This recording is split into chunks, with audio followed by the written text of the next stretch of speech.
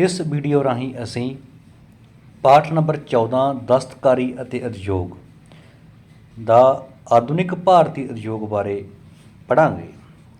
ਅੰਗਰੇਜ਼ੀ ਸ਼ਾਸਨ ਸਮੇਂ ਭਾਰਤ ਵਿੱਚ ਬਹੁਤ ਸਾਰੇ ਨਵੇਂ ਉਦਯੋਗਾਂ ਦੀ ਸਥਾਪਨਾ ਹੋਈ, ਜਿਨ੍ਹਾਂ ਵਿੱਚੋਂ ਪ੍ਰਮੁੱਖ ਸਭ ਤੋਂ ਪਹਿਲਾਂ ਸੂਤੀ ਕੱਪੜਾ ਉਦਯੋਗ। ਭਾਰਤ ਵਿੱਚ ਸੂਤੀ ਕੱਪੜੇ ਦਾ ਪਹਿਲਾ ਕਾਰਖਾਨਾ 1853 ਈਸਵੀ ਵਿੱਚ 1853 ਵਿੱਚ ਮੁੰਬਈ ਵਿੱਚ ਲਗਾਇਆ ਗਿਆ।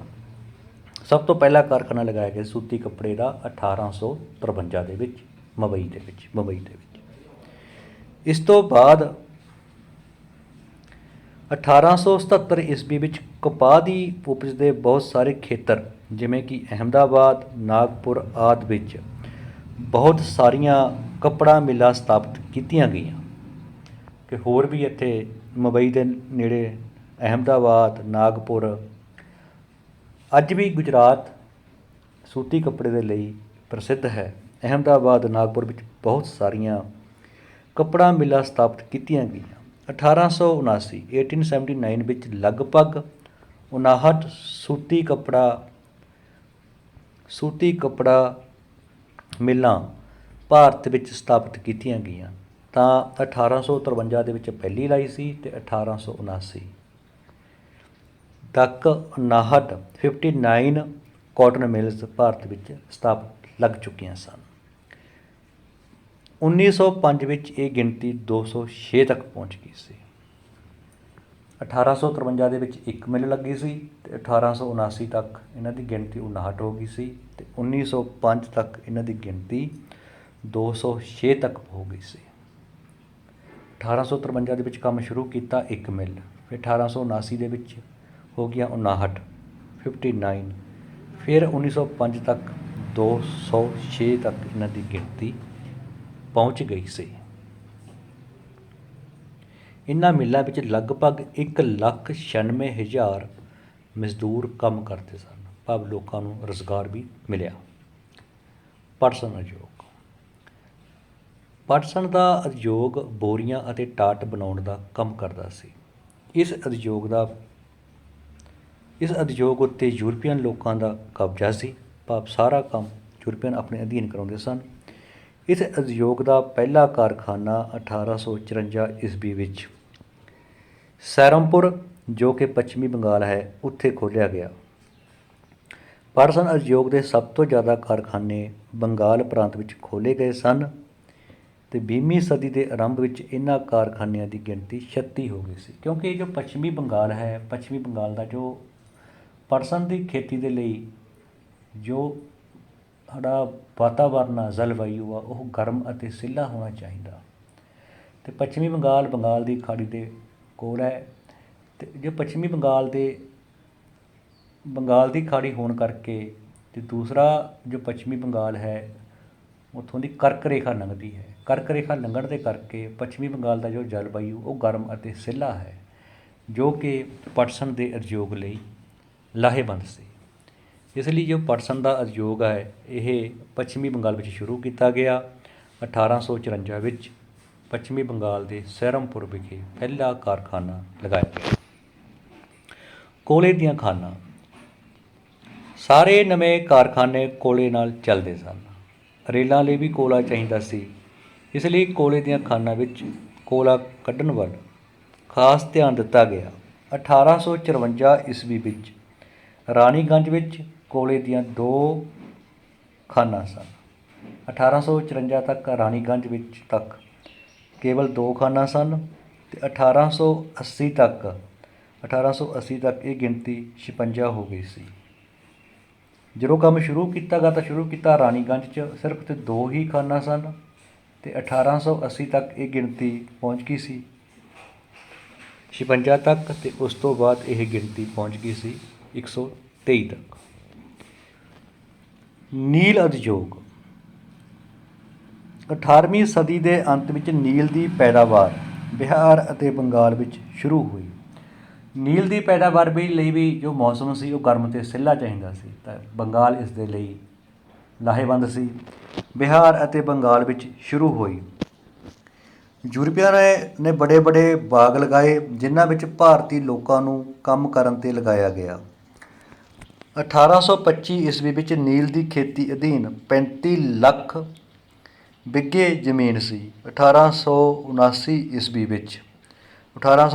ਈਸਵੀ ਵਿੱਚ ਬਨਾਵਟੀ ਨੀਲ ਤਿਆਰ ਹੋਣ ਕਰਕੇ 1915 ਈਸਵੀ ਵਿੱਚ ਨੀਲ ਦੀ ਖੇਤੀ ਅਧੀਨ 3-4 ਲੱਖ ਬਿੱਘੇ ਜ਼ਮੀਨ ਰਹਿ ਗਈ ਸੀ। ਦੇਖੋ 35 ਲੱਖ ਬਿੱਘੇ ਤੋਂ 3 ਤੋਂ ਲੈ ਕੇ 4 ਲੱਖ ਬਿੱਘੇ ਰਹਿ ਗਈ ਸੀ, ਕਿਉਂਕਿ ਬਨਾਵਟੀ ਨੀਲ ਤਿਆਰ ਹੋਣ ਲੱਗਿਆ ਸੀ। ਇਸ ਲਈ ਹੁਣ ਨੀਲ ਦੀ ਖੇਤੀ 'ਤੇ ਕੋਈ ਜ਼ਿਆਦਾ ਧਿਆਨ ਨਾ ਦਿੱਤਾ ਗਿਆ।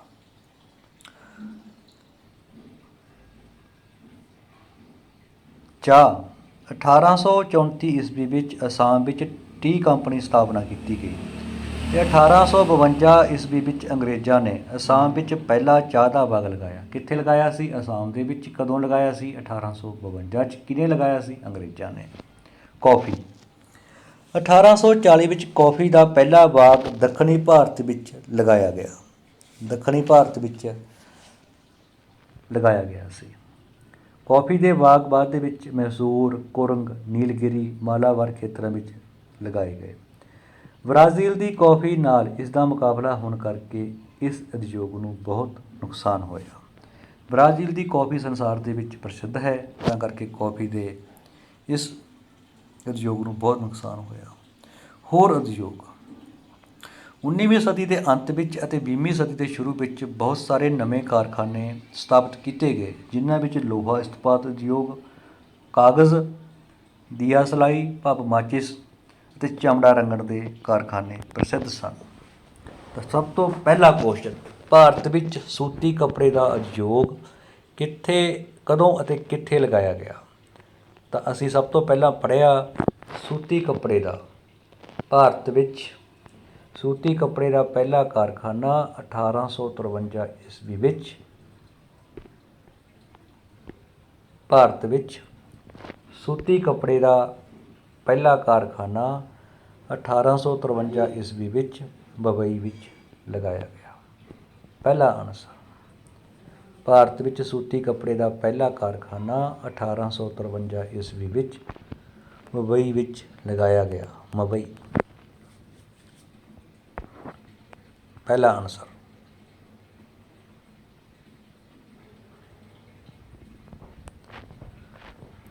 ਪਹਿਲਾ ਪਟਸਨ ਉਦਯੋਗ ਕਦੋਂ ਅਤੇ ਕਿੱਥੇ ਲਗਾਇਆ ਗਿਆ? ਅਸੀਂ ਹੁਣੇ ਪੜ੍ਹਿਆ ਹੈ। ਇਸ ਉਦਯੋਗ ਦਾ ਪਹਿਲਾ ਕਾਰਖਾਨਾ 1854 ਵਿੱਚ ਸਹਿਰਨਪੁਰ ਵਿਖੇ ਖੋਲ੍ਹਿਆ ਗਿਆ। Answer second. ਪਹਿਲੇ ਦਾ ਆਨਸਰ ਸੈਕਿੰਡ। ਇਸ ਉਦਯੋਗ ਦਾ ਪਹਿਲਾ ਕਾਰਖਾਨਾ 1854 ਈਸਵੀ ਵਿੱਚ ਸਹਿਰਨਪੁਰ ਵਿਖੇ ਖੋਲ੍ਹਿਆ ਗਿਆ। ਤਾਂ ਦੋ ਆਨਸਰ ਅਸੀਂ ਕਰ ਲਏ।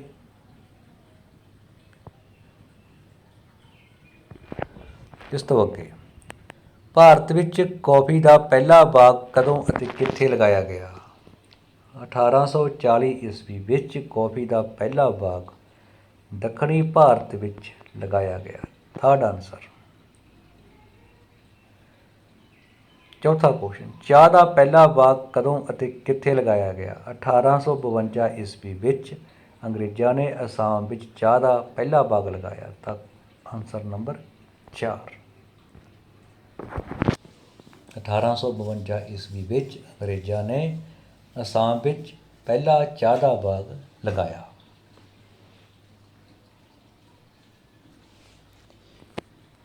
ਇਸ ਤਰ੍ਹਾਂ ਅਸੀਂ ਨੇ ਇਹ ਕੁਐਸਚਨ ਕੀਤੇ, ਪਹਿਲਾ, ਦੂਜਾ, ਤੀਜਾ ਅਤੇ ਚੌਥਾ। ਹੁਣ ਅਸੀਂ ਅੱਗੇ ਦੇਖਦੇ ਹਾਂ। ਖਾਲਿਸਤਾਨ 1905 ਈਸਵੀ ਵਿੱਚ ਸੂਤੀ ਕੱਪੜਾ ਉਦਯੋਗਾਂ ਦੀ ਗਿਣਤੀ 1905 ਈਸਵੀ ਵਿੱਚ ਸੂਤੀ ਕੱਪੜਾ ਉਦਯੋਗਾਂ ਦੀ ਗਿਣਤੀ 206 ਹੋ ਗਈ ਸੀ। 206 ਹੋ ਗਈ ਸੀ। 206 ਹੋ ਗਈ ਸੀ। 206 1879 ਤੱਕ 59 ਸੀ ਅਤੇ 1905 ਤੱਕ 206 ਹੋ ਗਈ ਸੀ। ਅਤੇ ਇਹਨਾਂ ਵਿੱਚ ਲਗਭਗ 1,96,000 ਮਜ਼ਦੂਰ ਕੰਮ ਕਰਦੇ ਸਨ। ਪਟਸਨ ਉਦਯੋਗ ਡੈਸ਼ ਅਤੇ ਡੈਸ਼ ਬਣਾਉਣ ਦਾ ਕੰਮ ਕਰਦਾ ਸੀ। ਪਟਸਨ ਉਦਯੋਗ ਕੀ ਬਣਾਉਂਦਾ ਸੀਗਾ? ਬੋਰੀਆਂ, ਬੋਰੀਆਂ, ਬੋਰੀਆਂ ਅਤੇ ਟਾਟ। ਪਟਸਨ ਉਦਯੋਗ ਬੋਰੀਆਂ ਅਤੇ ਟਾਟ ਬਣਾਉਣ ਦਾ ਕੰਮ ਕਰਦਾ ਸੀ। ਜੋ ਅਸੀਂ ਘਰਾਂ ਦੇ ਵਿੱਚ ਅਸੀਂ ਬੋਰੀਆਂ ਵਰਤਦੇ ਹਾਂ, ਜਿਸ ਵਿੱਚ ਅਸੀਂ ਕਣਕ ਭਰਦੇ ਹਾਂ, ਝੋਨਾ ਭਰਦੇ ਹਾਂ, ਇਹ ਸਾਰੀਆਂ ਬੋਰੀਆਂ ਕਿੱਥੇ ਬਣਦੀਆਂ ਨੇ? ਪਟਸਨ ਉਦਯੋਗ 'ਚ। ਪਟਸਨ ਉਦਯੋਗ ਬੋਰੀਆਂ ਅਤੇ ਟਾਟ ਬਣਾਉਣ ਦਾ ਕੰਮ ਕਰਦਾ ਸੀ। ਸਾਰੇ ਨਵੇਂ ਕਾਰਖਾਨੇ ਕਾਹਦੇ ਨਾਲ ਚੱਲਦੇ ਸੀ? ਸਾਰੇ ਨਵੇਂ ਕਾਰਖਾਨੇ ਕੋਲੇ ਨਾਲ ਚੱਲਦੇ ਸਨ। ਸਾਰੇ ਨਵੇਂ ਕਾਰਖਾਨੇ ਕੋਲੇ ਨਾਲ ਚੱਲਦੇ ਸਨ। ਕੋਲੇ ਨਾਲ। ਸਾਰੇ ਨਵੇਂ ਕਾਰਖਾਨੇ ਕੋਲੇ ਨਾਲ ਚੱਲਦੇ ਸਨ। ਤਾਂ ਦੁਬਾਰਾ ਦੇਖ ਲਓ, ਸਾਰੇ ਨਵੇਂ ਕਾਰਖਾਨੇ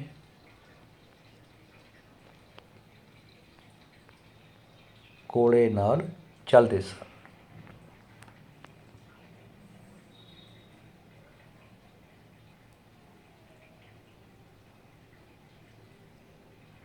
ਸਹੀ ਜਾਂ ਗਲਤ? ਸੂਤੀ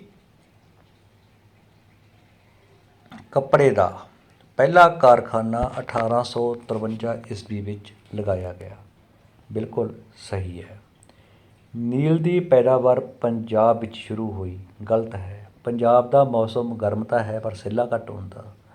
ਤਾਂ ਜੋ ਨੀਲ ਦੀ ਪੈਦਾਵਾਰ ਸੀ ਇਹ ਬੰਗਾਲ ਅਤੇ ਬਿਹਾਰ ਵਿੱਚ ਹੋਈ ਸੀ, ਨਾ ਕਿ ਪੰਜਾਬ ਵਿੱਚ, ਇਸ ਲਈ ਇਹ ਗਲਤ ਹੈ। ਹੁਣ ਇਹੀ ਸਲਾਈਡ ਅਸੀਂ ਕਰਾਂਗੇ ਇੰਗਲਿਸ਼ ਮੀਡੀਅਮ 'ਚ। Cotton textile industry. First cotton factory in India was established in 1853 in Bombay. ਇਹ ਫਸਟ ਕੁਐਸਚਨ ਦਾ ਆਨਸਰ ਹੈ। First cotton factory in India was established in 1853 in Bombay. First question the answer. Jute ਹੁੰਦਾ ਗਾ ਪਟਸਨ। Jute ਹੁੰਦਾ ਗਾ ਪਟਸਨ।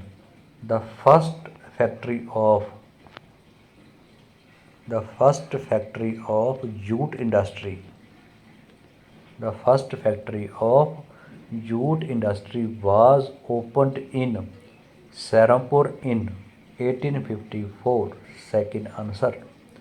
The first factory of jute industry was opened in Serampore in 1854. Second answer. The first coffee garden was established in South India in 1840. Third answer. Third answer. The first coffee garden was established in South India in 1840. Third answer.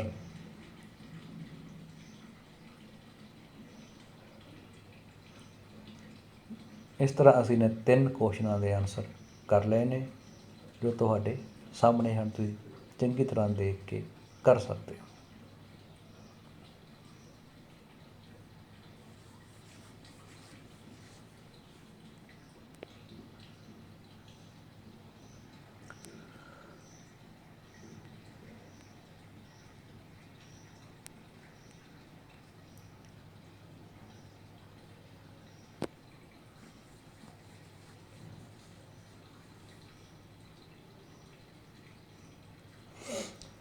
Fill in the blanks.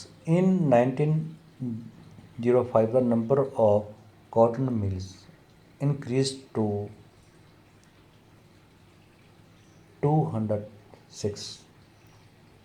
206 हो गई सही।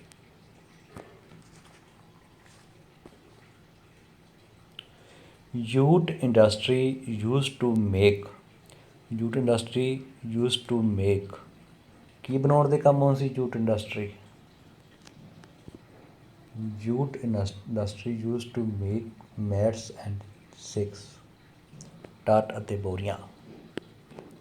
First 206, second fill in the blank mats and sacks.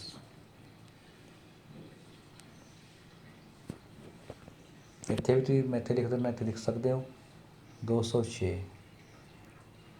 इत्थे आवेगा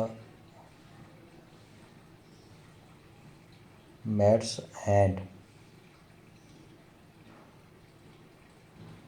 six. True false, the first cotton mill was established in 1853। True. Indigo plantation was started in Punjab. False.